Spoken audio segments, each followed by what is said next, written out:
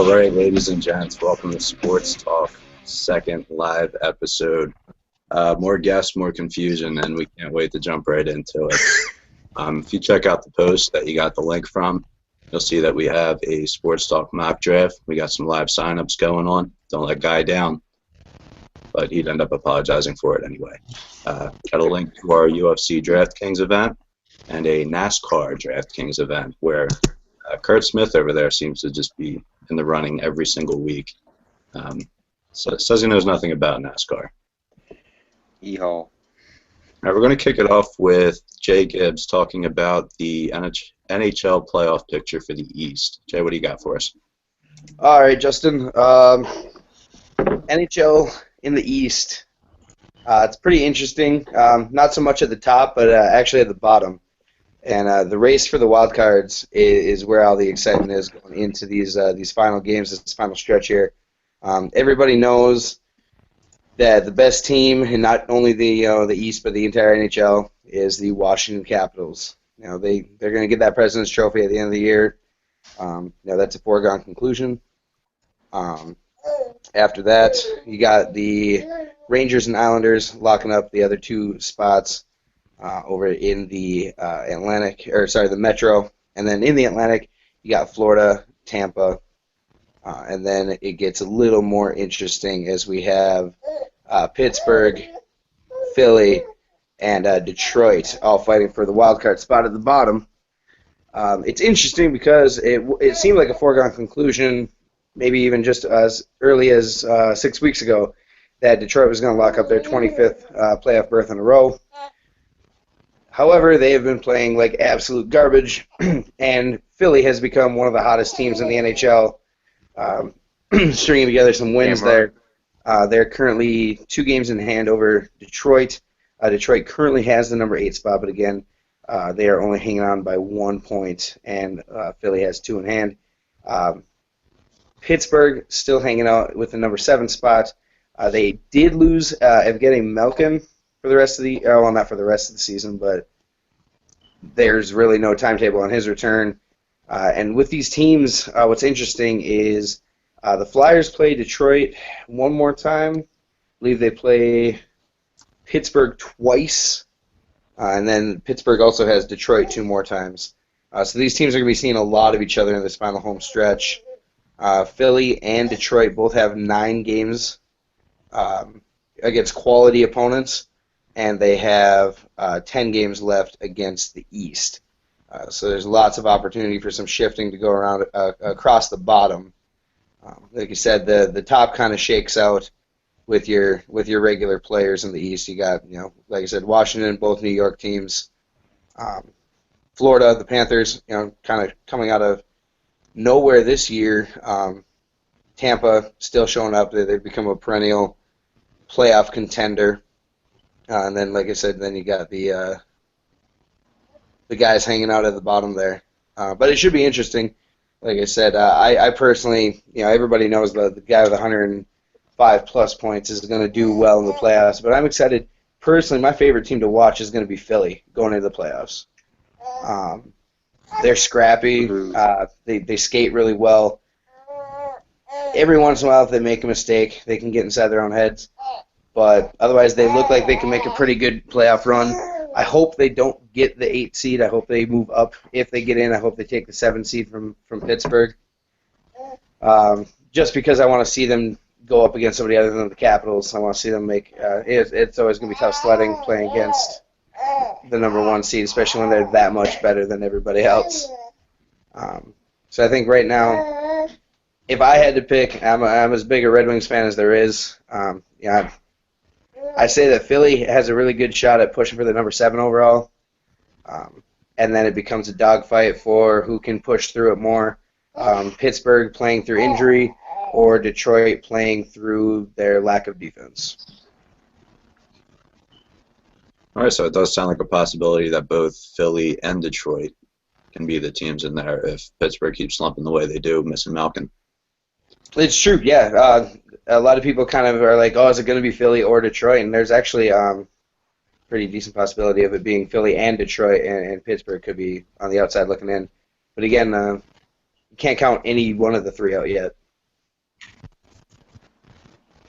All right, that's been the break.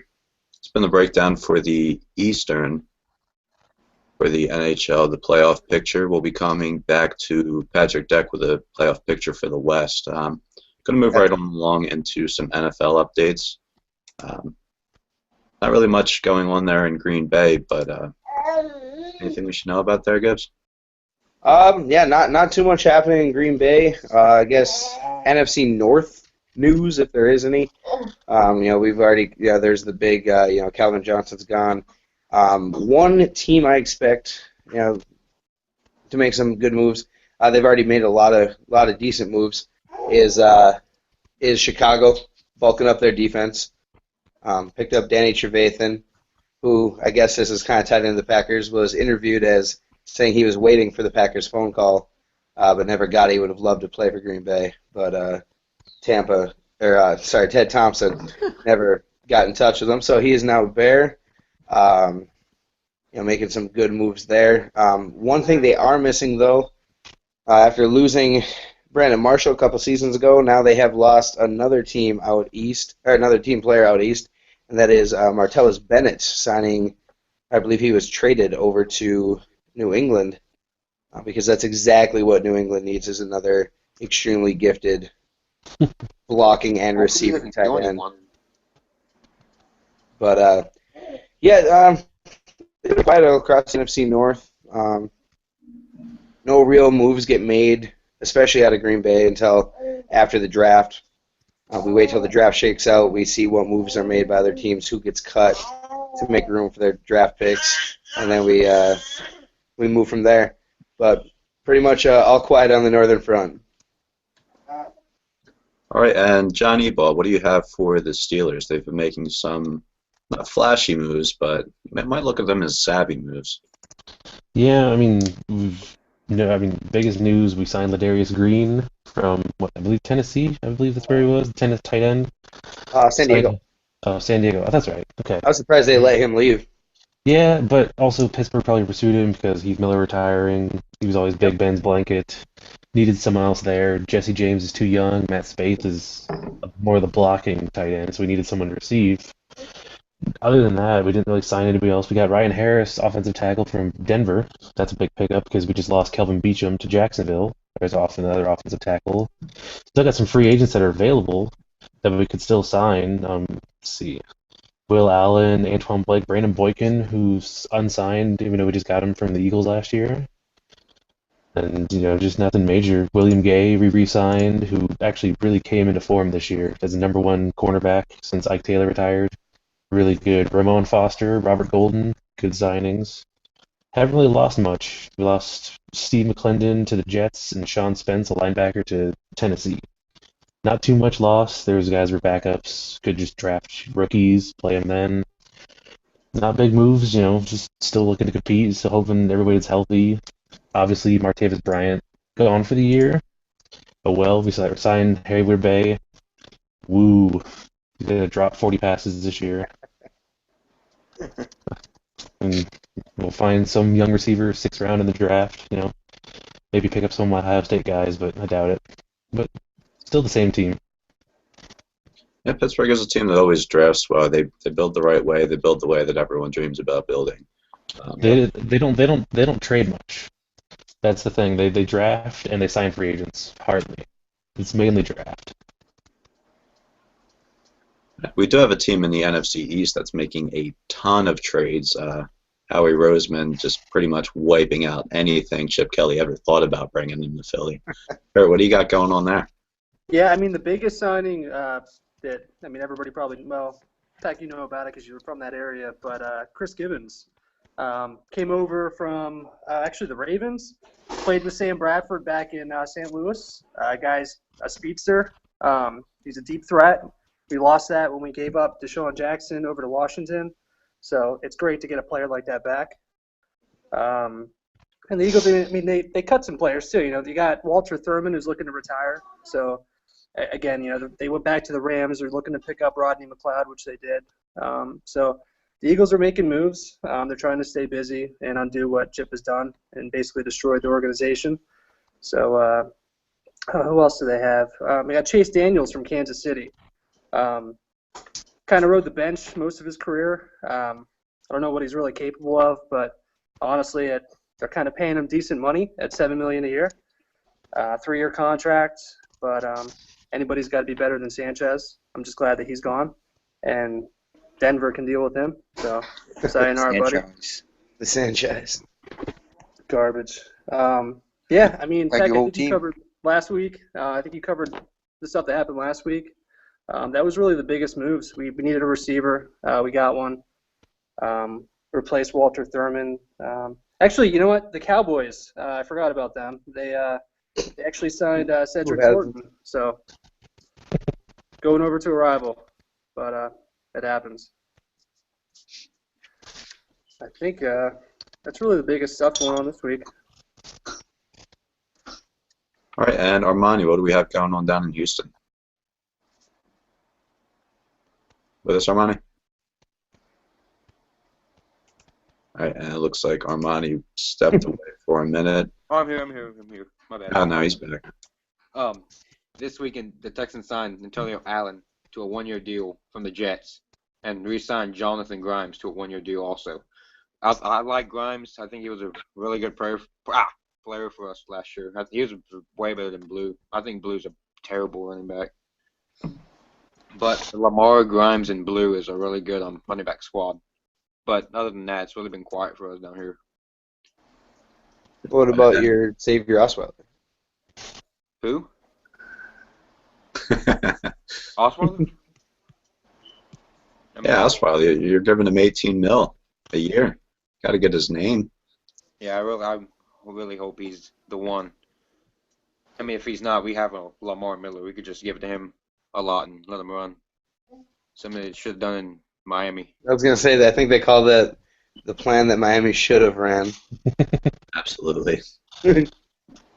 Speaking of players leaving Denver and Lamar Miller leaving the Dolphins, it was all lined up for C.J. Anderson to come through and be our new running back, guy that can receive, got some power to him. He's got decent wheels. He's shifty. As I'm sitting with Gibbs there in Philly, The smallest hotel room in the world. breaking news with 20 minutes left before the deadline, Denver matches our offer. So now C.J. Anderson's staying in Denver, and we got Jay Ajayi and Justin Finney. Miami. I heard they're actually going to be doing it. It's like those ticket giveaways in between quarters. Like if you're in section 132, row 16, seat 4, come suit up. You're our feature back in the third quarter. You will get one character affirmation. Oh man. Yeah, not much going on in Miami other than that. Lost out on a player that I think would have been a great fit for us. He's worked with Gaze before, and he was really coming into his own the second half of last year. Do you think that Denver did it just to like troll Miami? Like, oh no, haha, just kidding, we're signing him. Yeah, they waited until the last 20 minutes. So that's a smart move. Lets the team stutter like, oh, you might get the guy. Oh, wait, now you can't. Now you gotta, find someone else like immediately or look at the draft or whatever. Yeah. Now, do you think Miami goes for Ezekiel Elliott, Justin? I don't want them to. Do you think he lasts that long though? That's the thing. Will some other team take him before Miami gets a pick? I'm not sure what other teams need a running back that are above I them. think he's going to drop. Yeah. It's like 15s, 20s. All the mock drafts are pointing at Philly. Yeah, that's Yeah. right. I mean, they That'd traded be a up. good fit. got That'd be a the really good pick, fit so for him. That would be. we'll take Where's him. Derrick Henry supposed to go?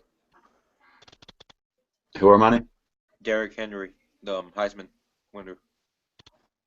I actually saw today him falling to the second round. We'll see. Yep. Yeah, Crazy. he's another A Lacy feast mode. Because he shouldn't have won the Heisman, but that's Yeah, exactly. Yeah. Yeah, it was what's his name? That kid out of Stanford. Yep. Yeah, that guy. Not that guy Nasty. from Florida State, Riley. Cook. Oh yeah, Cook, right? Dalvin Cook. Yeah, there we go. Yeah, is Yeah, he Cook this was year? a monster. Cook was, but dude from Stanford way deserved it. Yeah. Christian McCaffrey. Yeah, McCaffrey. There we go. Yeah. And McCaffrey's son. All right, and John, you got some more news for us from the AFC North? Other news Yeah. going on? So far, really just, I mean, biggest loser, obviously, the Browns. Go figure. There's an Alex Mack to the Falcons, Travis Benjamin to San Diego, and Tashawn Gibson, free safety to Jacksonville. They re-signed, no, they got Raheem Morris, Demario Davis, but still, their defense is the worst part, and they didn't help to improve it, really. It's the Browns. Come on now. The Bengals re-signed Adam Jones and Georgie Oka, which I think is really good, and they got Taylor Mays, strong safety. So they're boosting up their defense, but then again they lost Marvin Jones and Sanu. I mean, those are two good guys. Oh, That Marvin AJ Jones Green, went to Detroit, right? yeah, he did. Wow. Jones went to Detroit and Sanu went to Atlanta. And they lost Big Andre Smith, their offensive tackle, to Minnesota. I feel like that's a really underrated move. Like, people aren't talking about Mohamed Sanu being paired up with Julio Jones with Matt Ryan throwing to him. That's dirty. And they have Devontae Freeman in the backfield. Yeah, Exactly. That's a lot of speed on the field. Yeah. And they just Matt got Ryan. Alex Mack too, so their offensive line even got better. So their offense is looking really good down in Atlanta. I think they're going to make it if they can continue to bolster their defense under They can make the Quinn, wild card. and make Carolina at least look human maybe once, Yeah, they might actually try and maybe beat him at home, once. every once in a while. And Ravens, they got Eric Weddle, which for some reason everyone who's a Steeler fan except me wanted Weddle. I don't care for Weddle. I thought he was okay, but not the money that Ravens were paying him. But oh well. They got Mike Wallace, which I mean we had him 5 years ago, and then but he was still in Miami, wasn't he? Yeah. Yeah. No, so he was with Minnesota. He went to oh, Minnesota. Minnesota. Okay. So I mean, he's older now. Like he's maybe 33, 32, something like that. Wallace? Yeah. Big Ben made him look like a top 5 receiver. I know that. Yeah, that's what Ben does. But yeah, he's been out of Pittsburgh for a while now. It's like his 7th or 8th year in the league. And then Ravens lost just today Osmele, their guard, to Oakland. That's a pretty good pickup for Oakland. And Yeah, like Kurt said, Oakland's Chris scary. Givens, their wide receiver, went to Philadelphia, which good. And of course, the most unfortunate news today was I can't remember his name, but their cornerback, passing away unfortunately today. His rookie year was last year. He didn't play too much, but you never know. Promising career ahead, and just passes away after an unfortunate bike crash. Yeah, it's a real sad story. Yeah, Trey Walker, that's his name. Yeah. It's horrible to hear about. Absolutely. I want to touch a little bit on Sanu down there in Atlanta. I think he can really blossom down there. It's all going to fall back onto Matt Ryan. If Matt Ryan can deliver, or if he is the Ryan Tannehill of the NFC South. They've been talking about him, like they're saying, like, oh, he's a gunslinger, he's the best passer, but what has he done really? I mean, yeah, he throws for a lot of yards, but his teams never win. They had that 11-5 year, and then they fizzled out in the playoffs. NFC Championship against the 49ers that one year. Oh yeah, And they lost. I think it was about like a field goal or something like that. A touchdown. They seem to be on the path that the Bengals are on, where every year they're in the playoffs and then the quarterback chokes and they're out. It's yeah. But it seems like they're just one skill player away, and I mean, maybe Sanu might be it. Maybe they need that option to. Roddy White's always been there, but he's gotten older and older. But Julio Jones has stepped up, so maybe he'll fill in that role and give him that, other side of the field threat to teams have to cover. just got an update from Ronnie Velasquez. We got some NCAA upsets about to happen. Have a look. Yeah, I think it's about to win. Yeah, Stephen F. Austin's up on West Virginia last I saw. Let's have a look.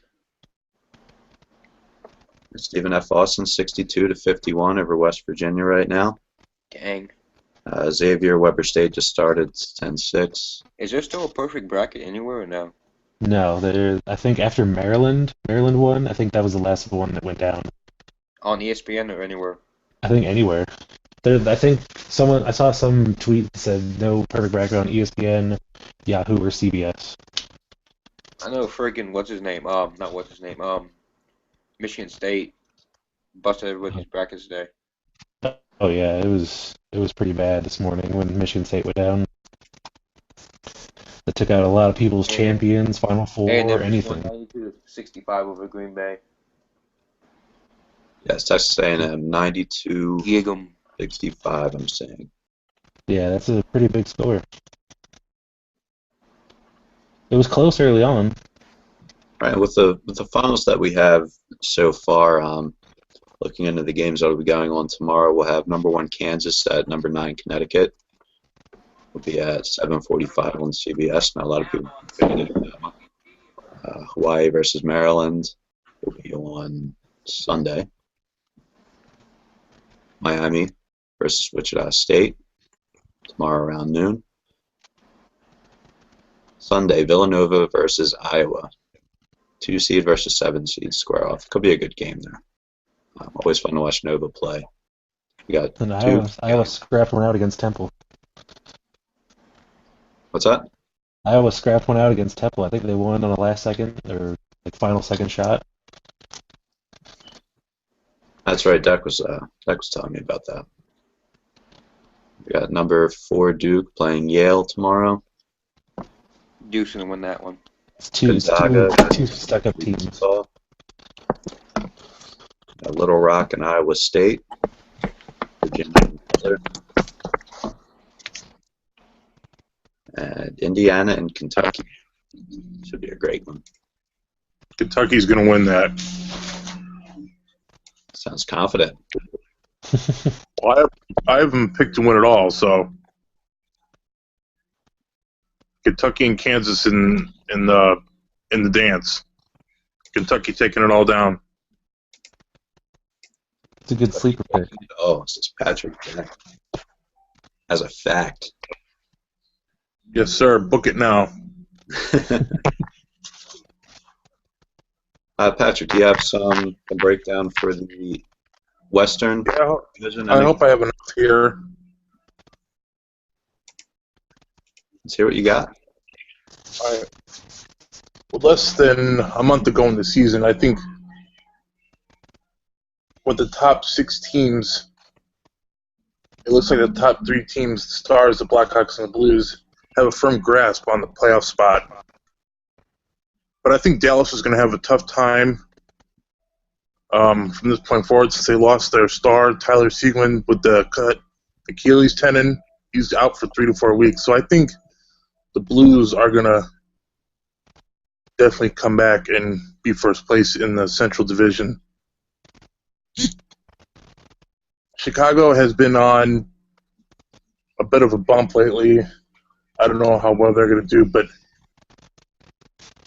the Blues have a softer schedule, especially towards the middle of March when they play 4 to 5 against poor Canadian teams in Calgary, Edmonton, and Vancouver twice. So I think they're definitely going to have a firm grasp on that top spot there. Where the rest of the season lines up, I wouldn't be surprised they would be the number 1 seed heading into the playoffs. Even with Brian Elliott out on the long-term IR, but Jake Allen is definitely going to step up. As of right now, I see there's no either way that Nashville, Colorado, or Minnesota are going to top any of those 3 teams going further for the rest of the season. I guess moving on to Los Angeles, they've gone 10-8-2 in their last 20 games. But they have lacked consistency that they had earlier in the season. However, one thing they have going for them is that they are in the Pacific and will get to play against the bottom 3 teams in the division twice each, as well as games against the Jets and Buffalo.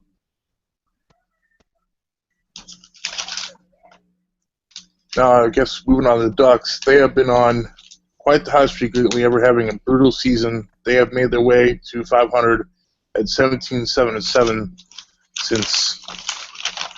Oh shit! Where'd it go? Oh, here it is. Sorry, I had to write it all down, but yeah. Since that point, the Ducks have been 17-7-7. They have one of the easier schedules to close out the season. From this point on, Anaheim will continue to play at a very high level and end up as the number 1 seed in the Pacific and don't look like they can be stopped. And as for San Jose, I believe they will be round out. Oh, you got chicken scratch here. Let's type writing real fast. They will round out the top 3 in the division because the teams below are just not that good enough to catch up. When it comes to, I think we'll be in contention for the wildcard spots toward the end of the season. It will be only 3 teams, Nashville and the Wild, and I guess an small outside chance of Vancouver. But as for Arizona, they have not exceeded expectations for the season, but that does not mean they're a good hockey team. Coming off 3 straight losses, the Coyotes are 30th in goals and 26th in penalty kill percentage, 2 overall rankings that a typical team with a losing record would have. I think Arizona will regress as the season goes on and quickly find themselves out of reach for a wild card spot. I think that's all I got so far.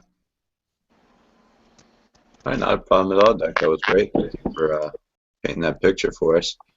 I know you're on top of the hockey threads every day. I'm just kind of browsing through and saying them. You can't count out Colorado. The Avalanche are still, they're a young team, but they can make a run for it. I want to get into Colorado. What was that? Colorado has to make up to be a playoff team, but they're really unpredictable. Their goals and average and penalty kill percentage is among the league's worst, but they have managed to hang around surprisingly. If they don't get some things going, consistency, they're going to fall apart quick, the Avalanche. As an Avalanche typically does.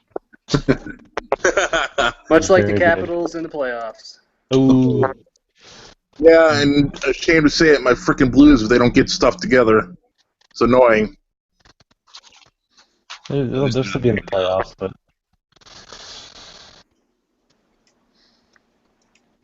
I want to open up a little bit of a goofy discussion, kind of. I got a question for all of you guys. If you could switch any athlete in any sport to have a spot on your favorite NFL team, who would you take and what position would you put them at? You say NFL? NFL. You could take an athlete from any sport out there, put them on your NFL team. Who would you take? Gronk, for sure. Right. I'm looking for somebody from a different sport completely.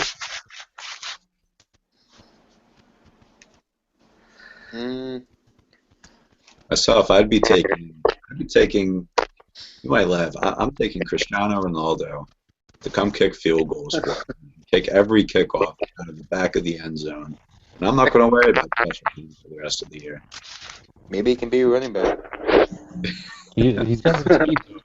He is a fast guy. Oh, is that past players or current players in another sports spec? Let's keep it current for now. Keep it You current. consider wrestling a sport? Absolutely. Well then, I don't follow it You anymore. don't But think poker's a sport? does Brock Lesnar still wrestle? Brock Lesnar's still around. Well, you know what? I'd take him on the Eagles and put him in center. I'd take what's his name? Kevin Durant and put him at wide receiver. Ooh, that's a good one. Oh, you're talking about He's like 6'10". Is that correct? That's when you hear about a lot of them big body basketball players coming in to play tight end. Yeah. Antonio Gates, Jimmy Graham. James Harrison and Antonio Gates played together at Kent State when they went to the Sweet 16.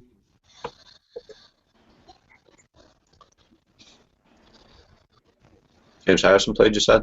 Yeah, James Harrison and Antonio Gates were on the same basketball team at Kent State, Okay.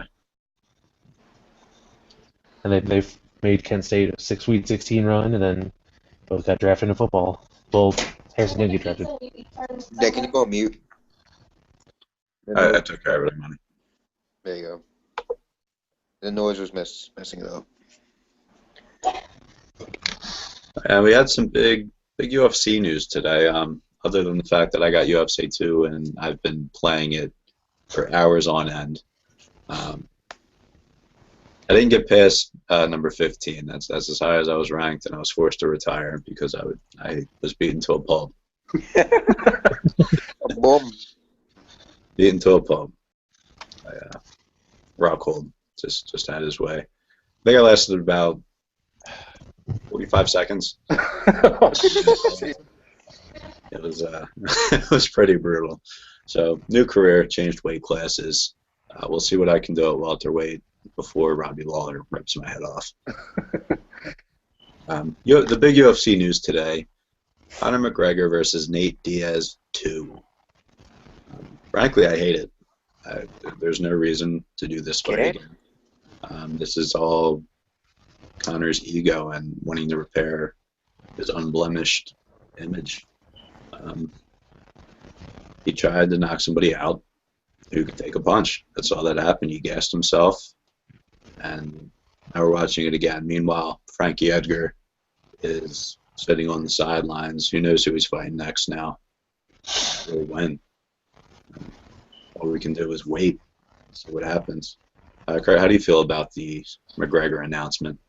You know, he could have fought anybody. You know, I thought he was going to go back and defend his title against Edgar, but you know, the reporters caught up to him walking down the streets. I saw a video online about it, but they were asking him for, you know, would you take a rematch against Nate Diaz? And you know, he said he'd be up to it. You know, I kind of figured it. I mean, it makes sense, but honestly, I don't think Conor can beat him. I mean, maybe if Nate came down to his own weight class, maybe at 145, but I think Nate's just gonna beat him again. I just don't think Conor can do it. I think it's a bad decision. One thing Conor mentioned after their last fight is that he was really foolish with how he managed his energy, and I think if he goes in there not trying to knock him out every single punch, I think it can be a different fight. But as Keith Roberts always right on top of, Conor's wrestling leaves a lot to be desired. He hasn't had to use it much because he's got that punch. You know, he can knock you out in 13 seconds. It was with Aldo. Yep. So we'll see if he can round his game out more, and maybe it'll be a fun fight after all. But pretty disappointed in it. There was a lot of other matchups we could have had. Yep. Could have fought Dos Anjos. Could have made that actually happen. We still could have went for the 2 title thing. Meanwhile, we got McGregor fighting 2 weight classes above his own again, and there's no impact on the rankings whatsoever. And there's guys being overlooked that should be having title opportunities. I agree. Did they announce that he's fighting at 170? I think I saw it. I can't say 100%, but I'm pretty sure that was the weight. I don't even think with a full camp with McGregor, I don't think he's going to be able to pull it off this time. I just think after watching that last fight, he's just going to own him again. We'll see. I'll watch. Back down to his weight class. And Nate mentioned too after the last fight, going into the first round, he didn't plan on playing any offense. He just let Conor unwind, and it sounds ridiculous, but Nate, in his own, knows what he's doing, more so than me, I guess. Took the punishment and was starting to dish it back out a little bit in the second as Conor was getting gassed and caught him. Yep. Well, one thing I can say is I'll definitely bet on that fight. Again. That was probably the favorite bet I've ever made, is taking Nate Diaz over McGregor. It paid me pretty handsomely. I was pretty happy with it. Hell yeah, man. Absolutely. All right, and another fight that they announced that I'm not really sure how I feel about it. Anderson Silva versus Uriah Hall. You have any thoughts on that, Kurt? No, I really didn't know Uriah Hall too well. I haven't seen too many of his fights, but I watched some highlight tapes of him, especially from the Ultimate Fighter 17. The guy he's pretty amazing. I mean, his kicks are on point. I hate to say on point, but he's a monster on his feet. But so is Silva. I just think Silva lost his. He's not hungry anymore. I don't know what he's doing. He seems lost after his after he got his leg broken. It just hasn't been the same. So I think Uriah Hall. I think he takes that fight. Yeah, Hall has one of the most memorable knockouts I remember watching. Let's see if we can get a link to it post in the comments. But during Ultimate Fighter, just completely ripped the guy's head. It was a spinning back kick, I believe, if I remember. Yep. Yeah. Out cold. It's great. And Patrick, I see you're muted down there. Do you have anything else you wanted to add today?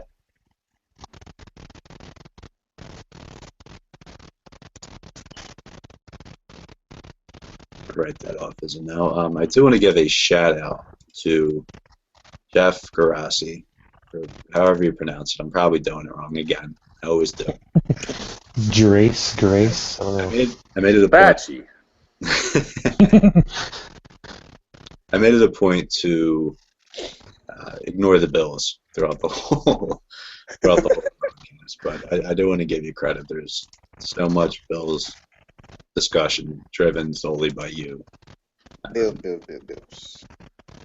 The Tyrod Taylor stat line compared to Aaron Rodgers' first season, it was an eye-opener. I don't buy into it at all, but it was definitely surprising. Tyrod had a better season than I was aware of. With probably less talent, too.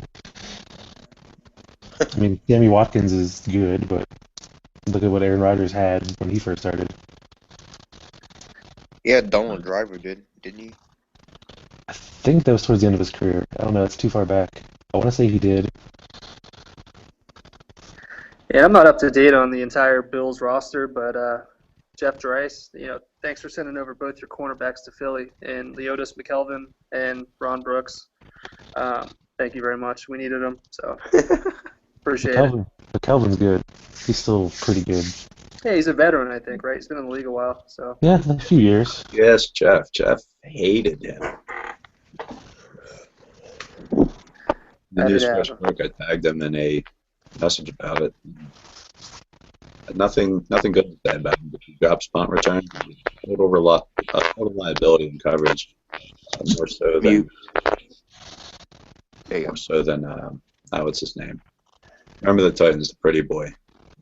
Everyone's girlfriend loves him. Blonde-haired kid. Oh God, I can't remember. That doesn't matter. He was a total liability in coverage.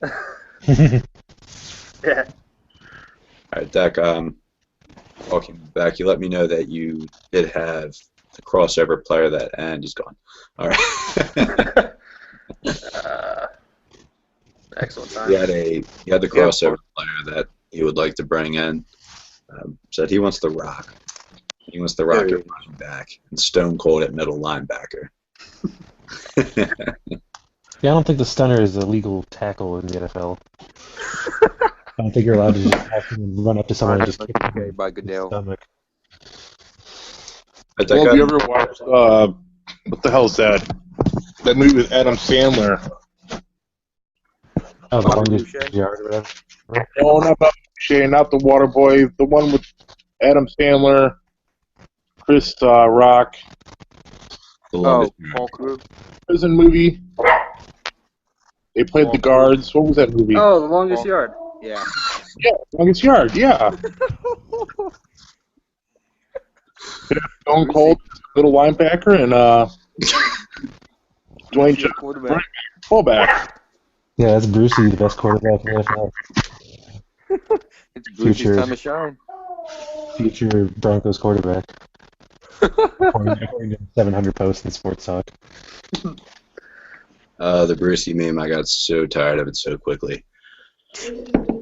Every time someone needed a quarterback, it's on there. Brucey's time to shine. Make one with Shane Falco or something. I like Falco. Falco was underrated, and he went to Ohio State. Major feedback. I didn't hear any feedback. What's the sound of us talking coming back through your microphone? is why you're not hearing it.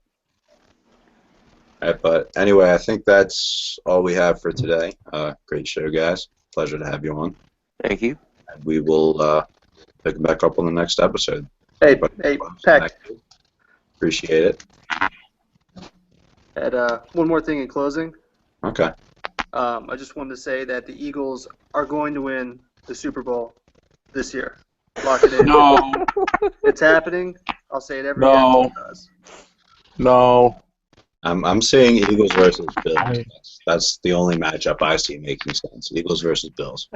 No, see, I see a three-way ladder match: Eagles, Bills, and Texans. Hey. No, it's a street rule game, just tables, ladders, chairs match. All right, well, fellas, had a blast. It's been a pleasure. And until next time, guys. See you.